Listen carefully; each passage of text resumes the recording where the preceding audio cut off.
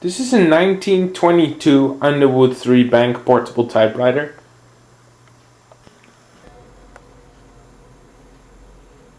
I just wanted to make a brief video of this machine.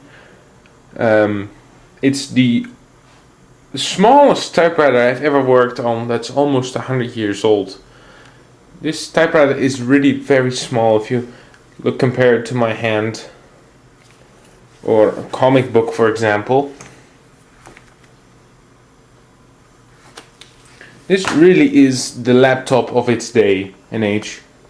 The machine has 3 rows of keys, and it has type slugs that each has 3 characters on it instead of just 2. The mechanics of the typewriter are relatively simple, although very small and still complicated to work with. But the machine does feature a lot of options that a standard typewriter comes with. Of course, it doesn't have anything like a tabulator or a touch control, but it does have 1 and 2 line spacing. 1, 2. It has a backspace, margin release, carriage release and paper release, all in one handy corner. It has 2 paper guide clips, as you can see, they're both intact. And the ribbon spools screw on with these nuts that they have. This one is in really good shape, and this one has a little bit of patina on it. Now, to compare this typewriter with another one, you can see how small it actually is. I have here another typewriter. It's a Royal from 1929, and if you look closely you can see what a significant difference in size these machines have.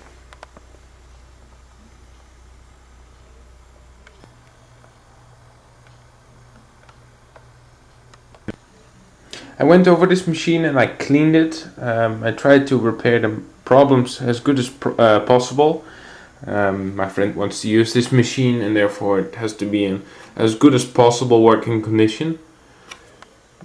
The problem that it had when it came to me was that the left ribbon vibrators, or the ribbon advance system, didn't work, because that part over there had become unattached. So the arm that you see there on the right that is attached to the advanced system was not doing anything, while on the left that was just hanging loose. Those two have to be connected in order for that system to function. Then the shift was also quite sluggish when the machine came to me, and I've managed to figure out what the problem was. The way this machine works, because it is so light and so small, the construction is actually also based on physics. And in this case, the weight that pushes the machine down has to come from the parts that are installed on this machine. So in this case, when I took the platen off and I took the spools off and the spool holders off, the weight that was supposed to push the carriage down was no longer there, so it would just stick up. I figured that out after I reassembled the machine, and it's quite an ingenious system. So right now, as you can see, the mechanism works fine. I also fixed the platen and the carriage release switch. Both of them didn't work. This one does now. And the platen now catches paper fine. It was just that this bar that you see over here that holds the paper support clips was pushing against the platen and not allowing the paper to feed through.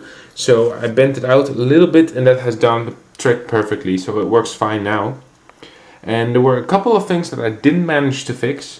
One of them was the ribbon selector. For some reason it sags. The ribbon doesn't come up all the way. I've tried everything I could. I tried to readjust it, bring up the tension in the spring that allows this to come up, and I just cannot seem to figure it out. I have the feeling it's just during the years the tension has sagged. It has gotten less because it was used so much.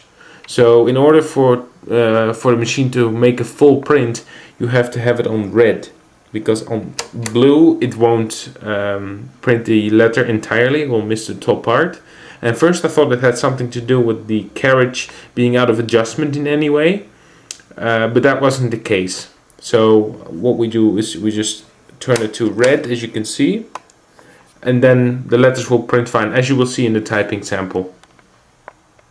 And then one more thing that I couldn't fix was the bell. The bell didn't work when I got it, and I figured out that it had something to do with the hammer that's behind this metal bar here that pushes against the left margin in order to lock the carriage up whenever it comes to the end of a sentence.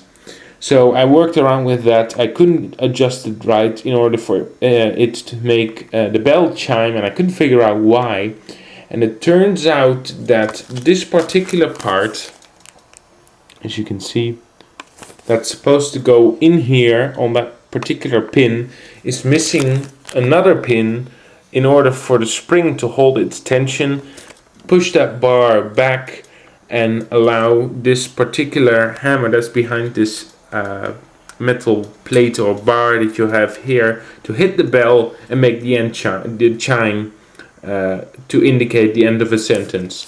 So unfortunately I do not have any parts and I couldn't fix it, so I'll just give this back to him and see if we can work something out, or I can improvise and make the bell ring, because it doesn't work right now. But besides that, this machine is really nice. I've enjoyed the fact that it's so small. It does tend to create a few problems when you're cleaning it, because everything is incredibly small. The screws are smaller, the mechanism is smaller. They have to integrate everything into this machine, and they've done it very well, but it does make cleaning a little bit difficult.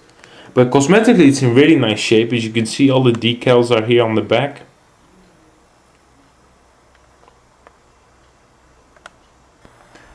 And the paint is in really nice shape, as you can see.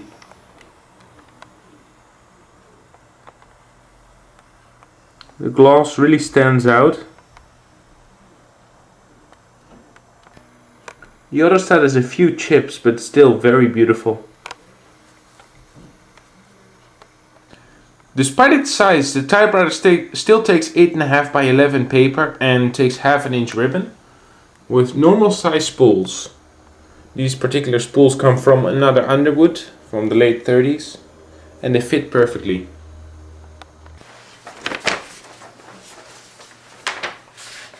So here's a brief typing sample.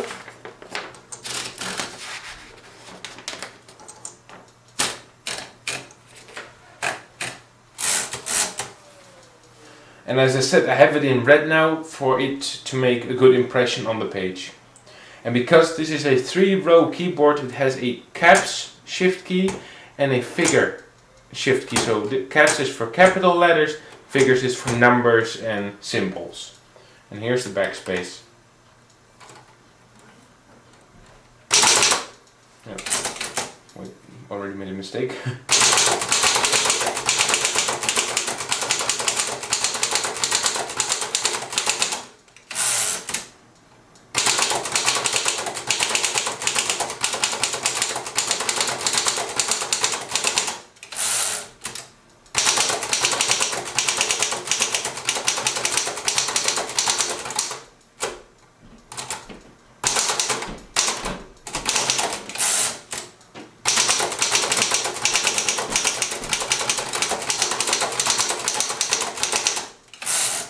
Now in capitals.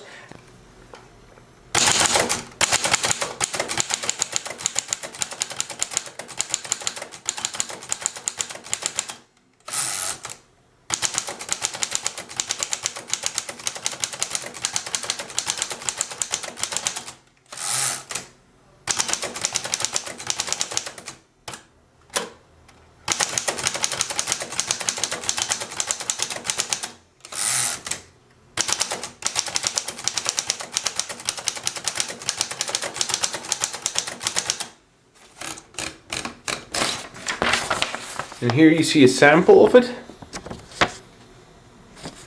I missed the key there. So not bad for a machine that's now 94 years old. And being so small. I mean, the mechanics of course are more fragile than on another size machine, on a standard or a normal size portable. But on something like this, the tendency for something to go wrong is of course way greater, but it's so well made that after all these years it still works fine. Thank you very much for watching, and I hope you have a good day. Bye bye. It's still there.